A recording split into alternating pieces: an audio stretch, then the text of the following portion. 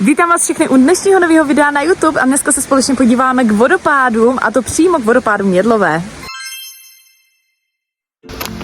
Máš sváču?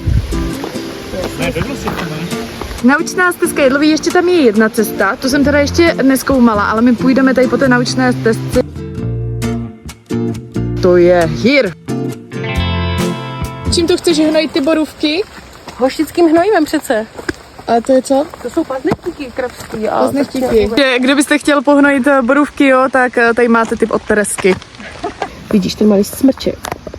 Spadlo semínko, zakořenilo se v mechu a takhle vyrostl malinký stromeček. A tam je taky. Jak si to tam štráduje už.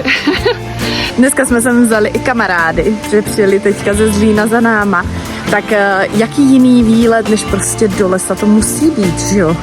Hlavně super je, že jdeme pořád kolem té vody a bublávám to tady po cestě, takže prostě je to nádhera.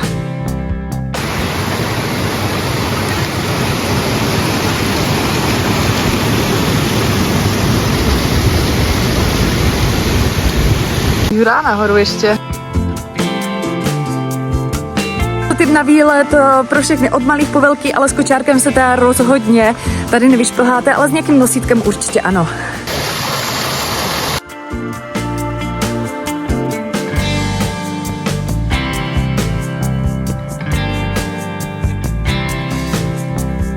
Dřevěný chodníčky neznačí už nic jiného, než že budeme u cíle. Ještě, že tak.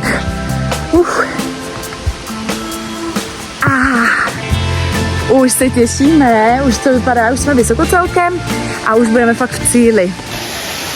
A už jsme tady. A ještě vylezeme kousek nahoru a uvidíme to hezky. Jsme tady.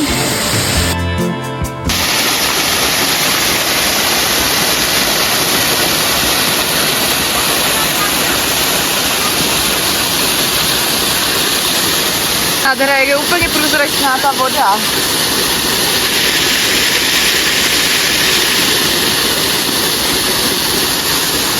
A tady si dáme sváču. To mě? Dáme. Dáme. Dobrou chuť. Větší zábava. Rychle to prolítneme. Rychle! A jsme na suchu. Čím to je, že když jdeme dolů, tak je to vždycky rychlejší. Já jsem si teď jenom odskočila do auta pro ruční na nohy a jdeme se zkusit trošku omočit tady do té vody. Jakože je hodně ledová, ale osvěžení to je tady v těch 30 stupních úplně naprosto špičkovní. A tam se někdo máčí.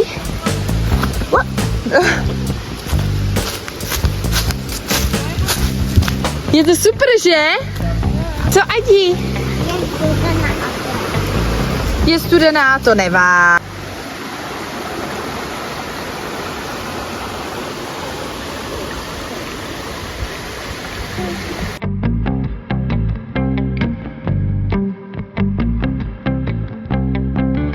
Ježiš, to je boží masáž. Kamínková masáž zadarmo. Žádné křičáky. Žádné křičáky. Jdeš taky? Super. A ta průzračná voda, to je prostě masakr. To je super, úžasný. Doufám, že se vám tento tip na výlet líbil a u dalšího videa se budu těšit. Čau.